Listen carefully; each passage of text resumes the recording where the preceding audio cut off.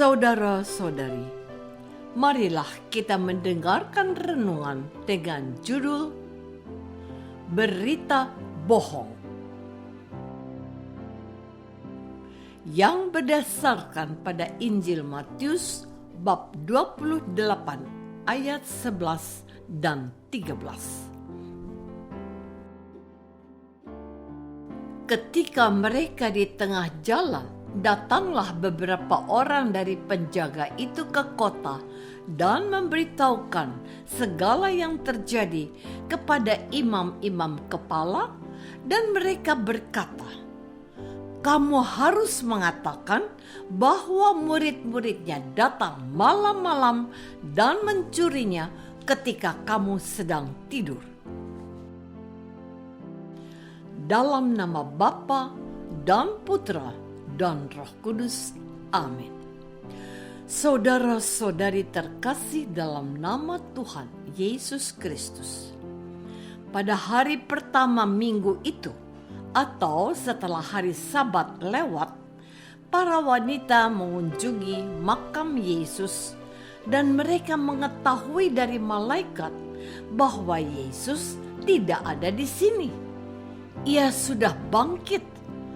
Lalu Tuhan yang bangkit itu juga menemui mereka dan berpesan agar memberitahukan kabar kebangkitannya kepada murid-muridnya, dan bahwa mereka akan menemui mereka di Galilea. Para prajurit dan penjaga makam yang ketakutan ketika terjadi gempa waktu Yesus bangkit melaporkan kejadian itu kepada para imam kepala.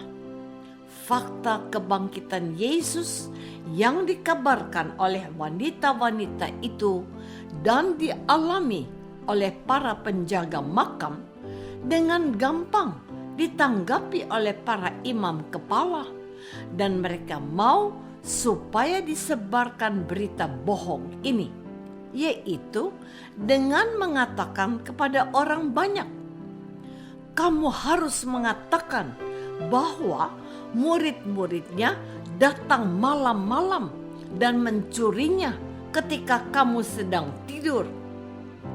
Sebagai imbal jasa, mereka menerima uang dan berbuat seperti yang dipesankan kepada mereka. Dan cerita ini tersiar di antara orang Yahudi sampai sekarang ini. Saudara-saudari terkasih, berita bohong seperti ini sekarang ini kita kenal dengan istilah hoax. Mengapa itu disebut berita tidak benar dan kabar yang menyesatkan? Dalam bahasa Latin, berita yang disebarkan oleh imam-imam kepala itu mengandung pertentangan dalam maknanya. Istilah Latinnya adalah contradictio in terminis. Artinya, ada pertentangan dalam makna yang dikandung oleh berita itu sendiri. Coba bayangkan, mungkinkah orang yang sedang tidur bisa melihat murid-muridnya datang mencuri jenazah Yesus? Orang tidur hanya dapat mengalami apa yang diimpikan. Dalam keadaan mata merem tertutup, tidur nyenyak, mana mungkin mengetahui dan melihat fakta dan kejadian di sekitarnya? Parahnya dikatakan penginjil Matius. Dan cerita ini tersiar di antara orang Yahudi sampai sekarang ini. Jadi pembohongan yang masif telah digembar-gemborkan untuk melawan fakta sejarah bahwa Yesus itu sudah bangkit. Saudara-saudari terkasih, para imam-imam kepala itu mengalami kegagaman dalam bersikap kepada Yesus yang telah disalah-salahkan oleh mereka. Yesus dituduh menodai agama dan mengakui sebagai raja yang akan memberontak kepada penjajah Romawi. Mereka lalu menangkap dan menyalibkan dan membunuhnya. Ketika menerima kabar bahwa Yesus telah bangkit dari mati setelah 3 hari, mereka kehabisan akal dan dengan mudahnya memutuskan bahwa Yesus yang bangkit itu adalah sesuatu penyesatan dan sesuatu yang tidak bisa dibenarkan. Mereka lalu mengatakan cerita bohong yang harus disebarkan, meskipun mereka harus mengeluarkan sejumlah uang untuk menyogok beberapa orang yang tahu Yesus bangkit. Mereka harus menyebarkan kebenaran dari para imam yang sesungguhnya telah menjerat mereka. Uang mereka dapat, tetapi apa orang akan percaya kepada mereka bahwa jenazah Yesus dicuri saat mereka sedang tidur? Itu sesuatu yang naif. Itu berita bohong. Itu hoax. Mengapa orang yang memiliki kepandaian tertentu ini menunjukkan kebodohan mereka dan mencari kebenarannya dengan menjumpai pengetahuan para penjaga makam dengan sejumlah uang? Saudara-saudari terkasih, pada saat saya merenungkan perikop ini, entah mengapa saya teringat pada peristiwa pembunuhan Brigadir Yosua Huta Barat beberapa waktu yang lalu.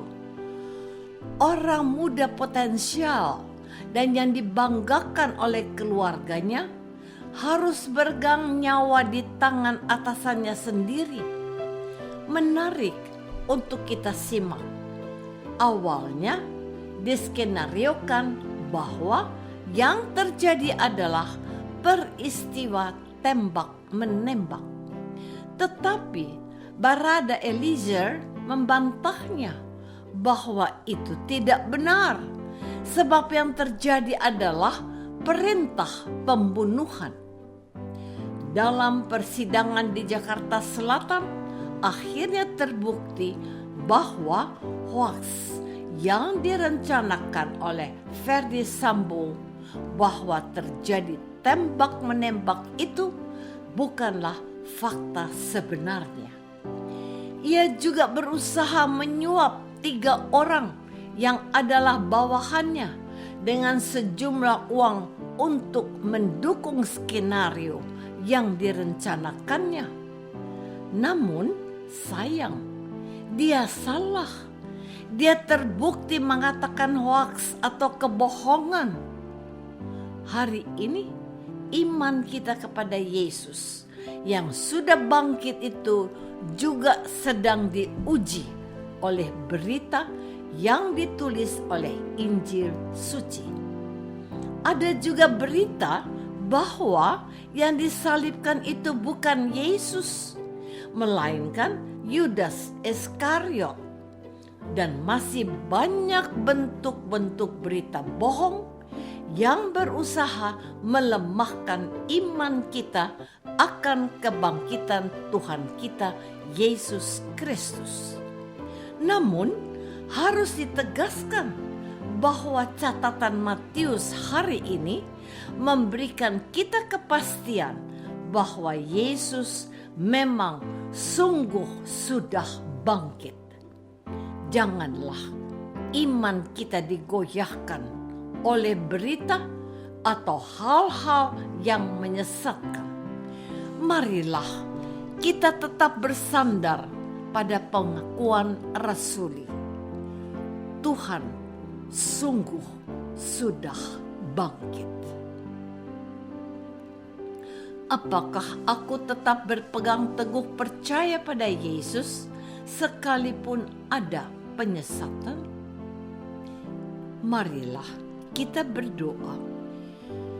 Bapa yang maha baik, tambahkanlah iman kami kepada Yesus yang sudah wafat dan bangkit untuk kami. Jangan biarkan iman kami dikacaukan oleh berita-berita menyesatkan, sebab kami percaya pada Kristus, Tuhan dan pengantara kami. Amin.